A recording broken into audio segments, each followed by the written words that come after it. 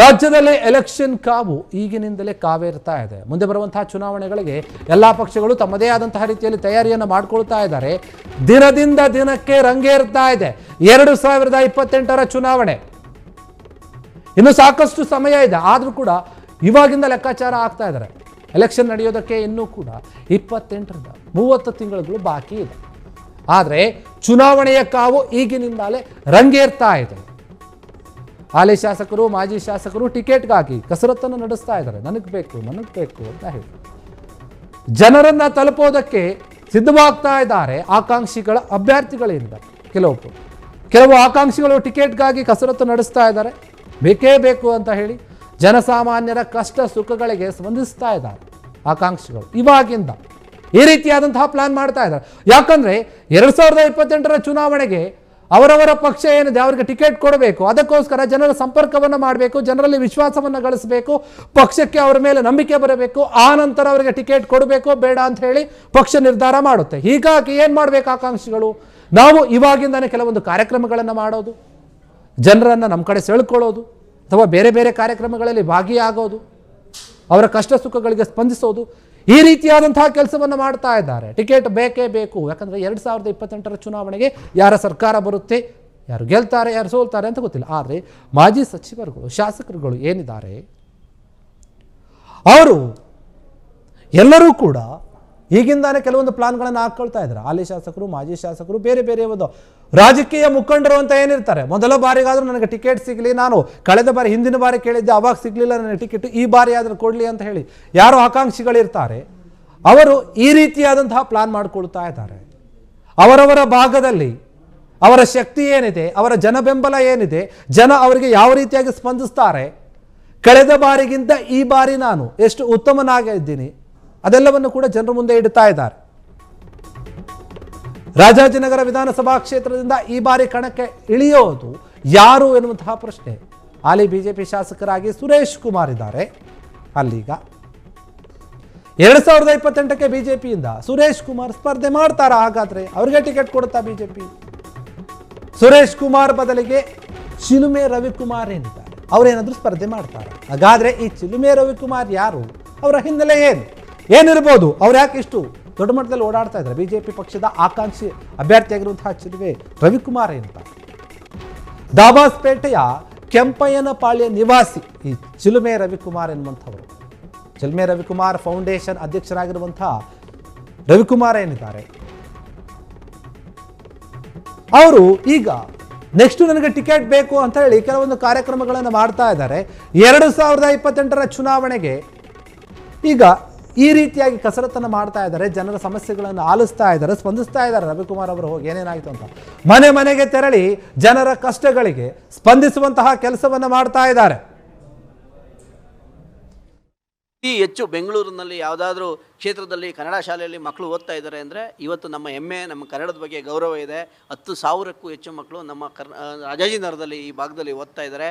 ಮತ್ತು ಇದು ಒಂದು ದುರಂತ ಏನಪ್ಪ ಅಂತಂದರೆ ನಮ್ಮ ಶಾಲೆಗಳನ್ನು ನಾವು ವೀಕ್ಷಣೆ ಮಾಡಿದಾಗ ಏನು ನಮ್ಮ ಸರ್ಕಾರಿ ಶಾಲೆಗಳಿಗೆ ಅವ ಕಟ್ಟಡಗಳು ಅಳಿವಿಂಚಿನಲ್ಲಿದ್ದಾವೆ. ಅವು ಮಳೆ ಬಂದಾಗ ನಮಗೆ ಶಿಕ್ಷಕರು ಸಹ ತೋರಿಸಿದ್ದಾರೆ. ಎಲ್ಲರೂ ನಾವು ಮುಂದಿನ ದಿನಗಳಲ್ಲಿ ಒಂದೊಂದೇ ಸಂಕಲ್ಪಗಳನ್ನು ಸಹ ಮಾಡ್ಕೊಂಡಿದ್ದೀವಿ.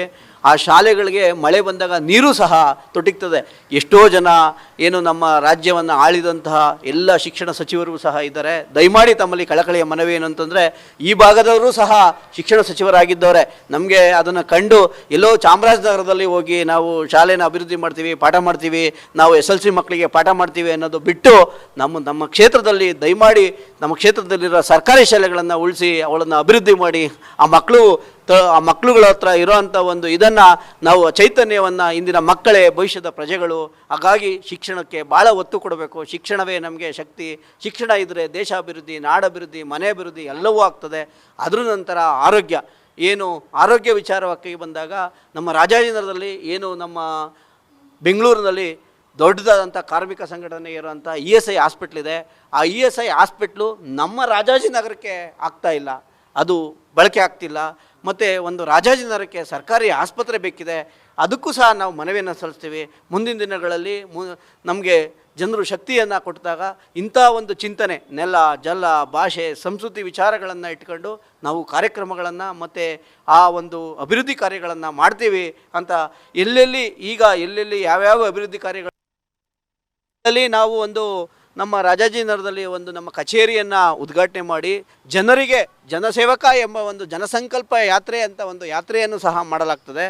ನಾವು ಅದರಲ್ಲಿ ಏನು ನಮ್ಮ ಈ ಒಂದು ಶಿಕ್ಷಣದ ಬಗ್ಗೆ, ಆರೋಗ್ಯದ ಬಗ್ಗೆ, ಸ್ವಚ್ಛತೆ ಬಗ್ಗೆ, ಮತ್ತು ಏನು ಜನರ ಸಮಸ್ಯೆಗಳೇನಿದ್ದಾವೆ, ಕಷ್ಟ ಸುಖಗಳೇನಿದ್ದಾವೆ, ಆರೋಗ್ಯದ ಬಗ್ಗೆ ಏನಿದ್ದಾವೆ, ಮತ್ತು ಸರ್ಕಾರದ ಯೋಜನೆಗಳು, ಪೆನ್ಷನ್ ಇರ್ಬೋದು, ಹೆಲ್ತ್ ಕಾರ್ಡ್ ಇರ್ಬೋದು, ಕಾರ್ಮಿಕ ಕಾರ್ಡ್ ಇರ್ಬೋದು, ಮತ್ತು ಪೆನ್ಷನ್, ಸರ್ಕಾರದ ಪೆನ್ಷನ್ ಇರ್ಬೋದು, ಮತ್ತು ಇವತ್ತಿನ ಗ್ಯಾರಂಟಿ ಯೋಜನೆಗಳಿರ್ಬೋದು, ಅವುಗಳನ್ನೆಲ್ಲರೂ ಮನೆಗೆ ಅರ್ಜಿಗಳನ್ನು ಹಾಕಿಸಿ ಏನು ಸರ್ಕಾರದ ನಿಯಮದಡಿ ಅಂಥ ಫಲಾನುಭವಿಗಳಿಗೆ ಏನು ಅರ್ಹ ಫಲಾನುಭವಿಗಳಿಗೆ ಆ ಒಂದು ಸೌಲಭ್ಯವನ್ನು ಪಡಿಸೋವಂಥ ಕೆಲಸವನ್ನು ನಮ್ಮ ಕಚೇರಿ ಉದ್ಘಾಟನೆ ಆಗ್ತಾಯಿದೆ ಏಪ್ರಿಲ್ ತಿಂಗಳಲ್ಲಿ.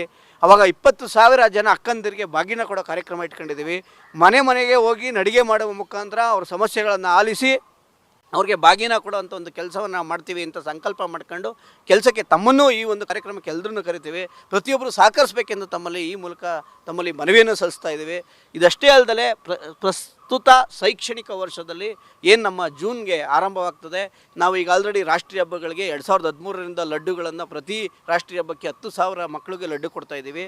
ಈ ಒಂದು ಶೈಕ್ಷಣಿಕ ವರ್ಷದಲ್ಲಿ 5,000 ಮಕ್ಕಳಿಗೆ ವಿದ್ಯಾರ್ಥಿ ವೇತನ ಒಂದು ಪುರಸ್ಕಾರವನ್ನು ಮಾಡಬೇಕು ಅಂತ ಏನು ಸರ್ಕಾರಿ ಶಾಲೆಗಳಿಗೆ ಬಡತನ ರೇಖೆಗಿಂತ ಕೆಳಗಡೆ ಯಾರು ಕುಟುಂಬಗಳಿದ್ದಾರೆ ಅಂಥ ಮಕ್ಕಳುಗಳಿಗೆ BPL ಕಾರ್ಡ್ನ ಕುಟುಂಬ ಹೊಂದಿರುವಂಥ ಮಕ್ಕಳುಗಳಿಗೆ ವಿದ್ಯಾರ್ಥಿ ವೇತನವನ್ನು ಕೊಡಬೇಕು ಅಂತ ನಮ್ಮ ಸಂಸ್ಥೆ ವತಿಯಿಂದ, ಚಿಲುಮೆ ರವಿಕುಮಾರ್ ಫೌಂಡೇಶನ್ ವತಿಯಿಂದ ನಮ್ಮ ಸಂಸ್ಥೆ ಹಲವಾರು ವರ್ಷಗಳಿಂದ ಹಲವಾರು ಸ್ವಯಂ ಸೇವಕರು ಅವರು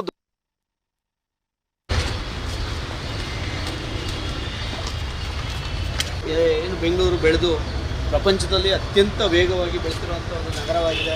ಅಂತಹ ನಗರದಲ್ಲಿ ಏನು 1.5 ಕೋಟಿಗೆ ಹೆಚ್ಚು ಜನಸಂಖ್ಯೆ ವ್ಯಕ್ತಿಗಳನ್ನು, ಹಳ್ಳಿಗಳನ್ನು ನಗರೀಕರಣ ಮಾಡೋ ಒಂದು ಉದ್ದೇಶದಿಂದ ಏನು ಸರ್ಕಾರದ ಆಲೋಚನೆಯಲ್ಲಿ GBA ಗ್ರೇಟರ್ ಬೆಂಗಳೂರು ಪ್ರಾಧಿಕಾರವನ್ನು ಕಾರ್ಯಕ್ರಮ ಇದೆ.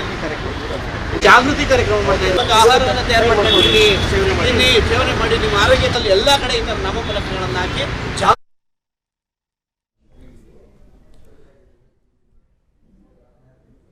ಚಿಲುಮೆ ರವಿಕುಮಾರ್ ಮುಂದಿನ ಚುನಾವಣೆಗೆ ಟಿಕೆಟ್ ಬೇಕು ಅಂತ ಹೇಳಿ ಕೆಲವೊಂದು ಕಾರ್ಯಕ್ರಮಗಳನ್ನು ಮಾಡದಂತೆ ಕಾಣ್ತಾ ಇದೆ. ಯಾಕಂದರೆ BJPಯಲ್ಲಿ ಗುರುತಿಸ್ಕೊಂಡಿದ್ರು ಮುಂದಿನ ಚುನಾವಣೆ ಏನಿದೆ ಅದಕ್ಕೆ ಟಿಕೆಟ್ ಕೊಡಲೇಬೇಕು ಅಂತಂದರೆ ಅವ್ರು ಮಾಡಿದಂಥ ಕೆಲಸವನ್ನು ನೋಡ್ತಾರೆ. ಅವ್ರ ಹತ್ರ ಇರುವಂತಹ ಕೆಲವೊಂದು ಫೈನಾನ್ಷಿಯಲ್ ಆಗಿ ಯಾವ ರೀತಿಯಾಗಿದೆ, ಓಕೆನಾ ಇಲ್ವಾ ಅಂತ ಅದು ಕೂಡ ನೋಡ್ತಾರೆ. ಅದು ಗೊತ್ತಿರುವಂತಹ ವಿಚಾರ. ಆದರೆ ಇಲ್ಲಿ ಮುಖ್ಯವಾಗಿ ಜನರ ಬೆಂಬಲ ಹೇಗಿದೆ ಅನ್ನೋದನ್ನು ನೋಡುತ್ತೆ ಪಕ್ಷಗಳು, BJP ಆಗಲಿ, ಕಾಂಗ್ರೆಸ್ ಆಗಲಿ, JDS ಆಗಲಿ. ಅದೇ ರೀತಿಯಾಗಿ ಈಗ ದಾಬಸ್ಪೇಟೆಯ ಚಿಲುಮೆ ರವಿಕುಮಾರ್ ಏನಿದ್ದಾರೆ ಅವರ ಫೌಂಡೇಶನ್ ಕೂಡ ಇದೆ. ಅದರ ವತಿಯಿಂದ ಕೆಲವೊಂದು ಜನಪರವಾಗಿರುವಂತಹ ಕಾರ್ಯಕ್ರಮಗಳನ್ನು ಮಾಡ್ತಾ ಇದ್ದಾರೆ. ಬಡ ಮಕ್ಕಳಿಗೆ ಸಹಾಯ ಮಾಡ್ತೀವಿ ಅಂತ ಹೇಳ್ತಾ ಇದ್ದಾರೆ. ಅವರಿಗೆ ಸ್ಕಾಲರ್ಶಿಪ್ಪನ್ನು ಕೊಡುವಂಥ ಕೆಲಸವನ್ನು ಕೂಡ ನಾವು ನಮ್ಮ ಫೌಂಡೇಶನ್ನಿಂದ ಮಾಡ್ತೀವಿ ಅಂತ ಹೇಳ್ತಾ ಇದ್ದಾರೆ. ಕ್ಷಣ ಕ್ಷಣದ ಸುದ್ದಿಗಳಿಗಾಗಿ ಫ್ರೀಡಂ ಟಿವಿ ಸಬ್ಸ್ಕ್ರೈಬ್ ಮಾಡಿ, ಲೈಕ್ ಮಾಡಿ ಹಾಗೂ ಫಾಲೋ ಮಾಡಿ. ಹೊಸ ಸುದ್ದಿಗಳ ನೋಟಿಫಿಕೇಶನ್ಗಾಗಿ ಬೆಲ್ ಐಕಾನ್ ಮೇಲೆ ಕ್ಲಿಕ್ ಮಾಡಿ.